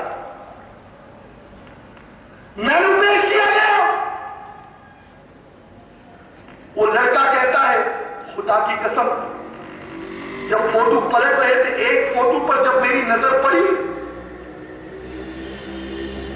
تو مجھے سچا طاری ہو گیا، کب کبھی طاری ہو گئی، اور وہ اس لیے کہ وہ تصویر کسی اور کی نہیں، میری سگی بہن کی تصویر ہے۔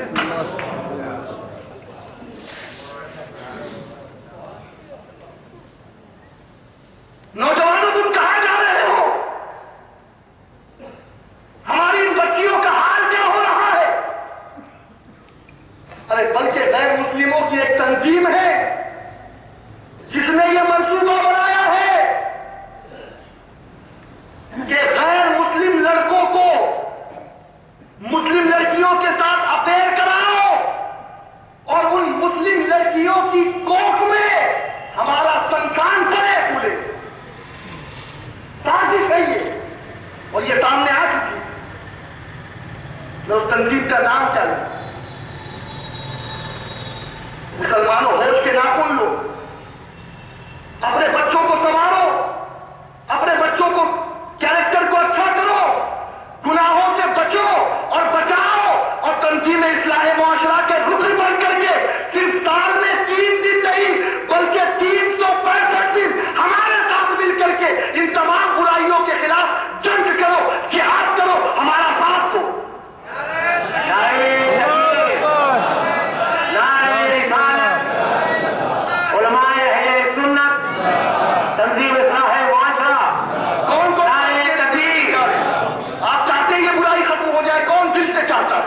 اس قسم کی برائیاں ختم ہو جائے، دیں گے انشاءاللہ، پیسے کے ذریعے بھی ساتھ دیں اور اپنا وقت دے کر بھی ساتھ دیں، اپنے بچوں کو اس تنظیم کا ممبر بنائے، اور صرف 3 دن نہیں، اس تنظیم کو سال بھر ایکٹیو رکھیں۔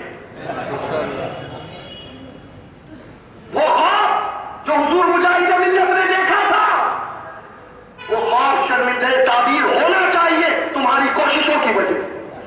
اور بس ایک آخری واقعہ عرض کر کے اپنی گفتگو کو ختم کر دوں، غالباً میں نے وقت زیادہ لے لیا ہے، اور یہ بھی جو ہے حق تلفی ہے، اللہ تعالیٰ مجھے معاف فرمائے، اور میرے بعد والے صدر محترم ہیں ان سے بھی میں معافی چاہوں گا، آپ بھی مجھے معاف فرما دیں، اس لیے کہ یقیناً اس سے دل دکھتا ہے، تکلیف ہوتی ہے، اس لیے کہ ہم بھی مقرر ہیں، ہم جانتے ہیں نفسیات، جیسا ہو کہ ویسا کاٹو۔ حضرت فروخ، یہ طب تعمیر کے دور کا واقعہ ہے، حضرت فروخ مدینے پاک میں رہتے تھے، جہاد کا شوق، بہت شوق تھا جہاد کا، ہمیشہ جہاد کرتے تھے۔ ایک مرتبہ ایسا ہوا، پہلے کا جہاد بھی بڑا عجیب تھا، یہ نہیں کہ 2 گھنٹے بعد آ گئے، 10 گھنٹے بعد آ گئے، نہیں، سالوں سال لگ جاتے تھے، ان کو شوق تھا۔ گھر میں بیوی حاملہ تھی اور گئے جہاد، پلٹے 27 سال بعد، 27 سال بعد، لیکن اس بیوی کو سلام، جس کی نہ نظر بہکی، نہ توجہ بہکی، نہ دل بہکا، نہ دماغ بہکا۔ سبحان اللہ۔ 27 سال بعد پیٹ میں چھوڑ کر گئے تھے بچے، اب وہ بڑا ہو، ربیہ نام رکھا، ربیہ رائی، پلٹ کر آئے، 27 سال گزر چکے ہیں، گھوڑے پر ہیں، نیزے سے اپنے گھر کے دروازے کو کھولتے ہیں، اندر سے بیٹا نکلا، ربیہ، کہو خدا کے دشمن، پردے والے گھروں میں اس طریقے سے دستک نہیں دی جاتی۔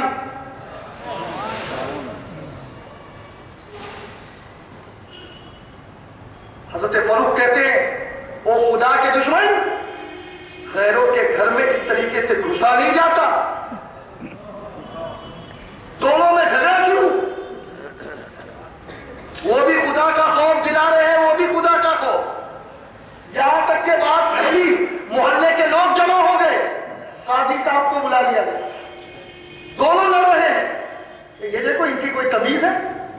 نیزے سے میرے گھر کا دروازہ کھول کے گھس رہے.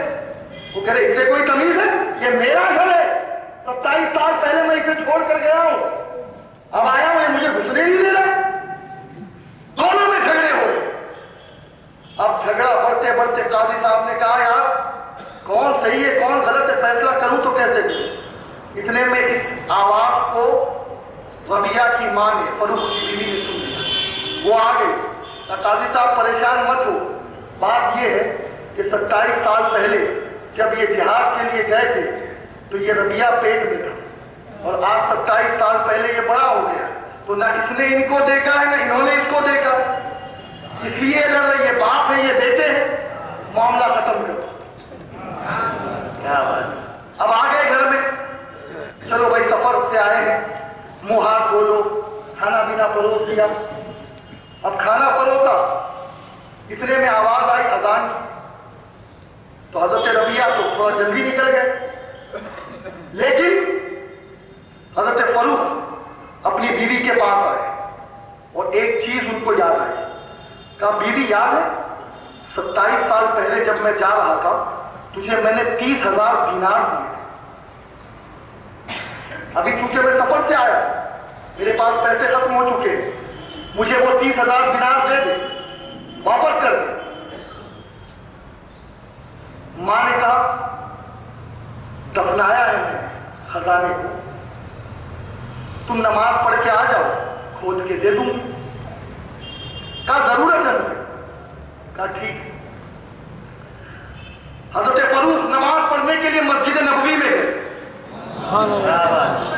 دور تبع تابعین, امام مالک اس وقت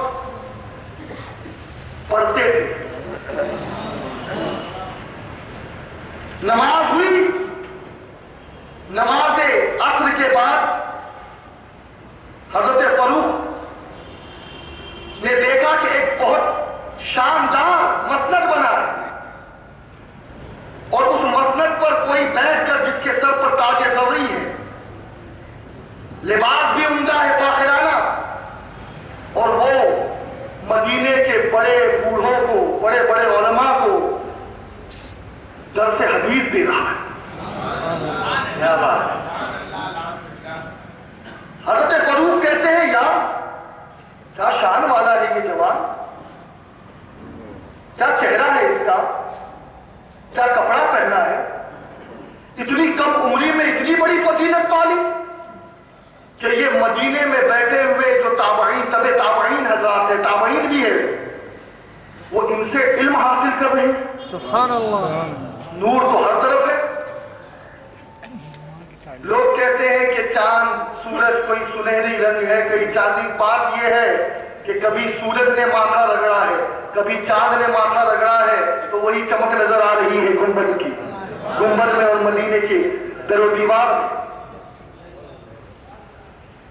حضرت فروخ نے کہا یہ ہے کون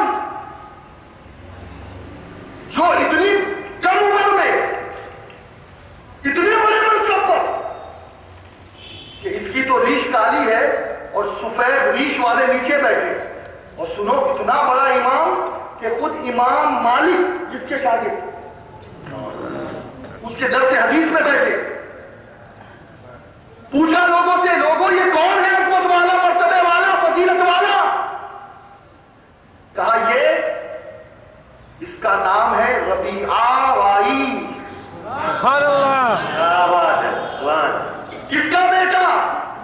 کا اسی فروخ کا بیٹا جو 27 سال پہلے جہاد کے لیے چلا گیا, اب تک نہیں آیا. اللہ اکبر. عقل جنگ. میرا بیٹا جو ماں کی پیٹ میں تھا, میں گیا تھا, اور آج کس منصب پر بیٹھا ہے. خوشی کی انتہا نہیں. گھر آئے, گھر آنے کے بعد کہتے ہیں میری بیوی تو نے مجھ پر بڑا احسان کیا, اتنا بڑا احسان کیا کہ جس منصب کو میں نہ پا سکا تو نے آج میرے بیٹے کو اس قابل بنا دیا. بیوی نے پلٹ کے جواب دیا, او فروخ میرے سرتاج, میرے شوہر, بتاؤ کیا اب بھی تمہیں وہ 30,000 دینار چاہیے؟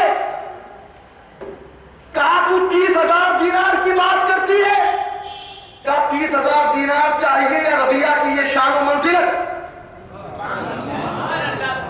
کہا ربیہ کی شان و منزلت کے آگے 30,000 تو کیا، ہزاروں اور کروڑوں کی اور دنیا کی دولت کی کوئی جو ہے وہ مقابلہ ہے ہی نہیں جو منصب اسے مل گیا ہے۔ کہا سن، جو 30,000 تو چھوڑ کر گیا تھا اسے میں نے بس ربیہ کی تعلیم و تربیت میں ختم کیا ہے۔ کچھ سمجھے یا نہیں؟ اے میری بہنوں تم بھی سمجھو اور بھائیوں تم بھی سمجھو، آج یہ جو بچہ تمہارے سامنے ہے خدا کی قسم یہ امانت ہے، یہ تمہارے لیے تمہاری جنت بھی ہے اور تمہارے لیے تمہارا جہنم بھی ہے۔ لہذا ابھی سے اس بچے کو بھی اس منصب پہ پہنچاؤ، ایسا بناؤ کہ اس بچے کی عظمتوں کو دیکھ کر تمہارا دل بھی یہ کہے کہ جو مقام میں نہ پا سکا وہ مقام میرے بیٹے نے پا لیا۔ ایسا بیج بو کہ پھل ملے تو ربیہ رائی کی یاد آ جائے۔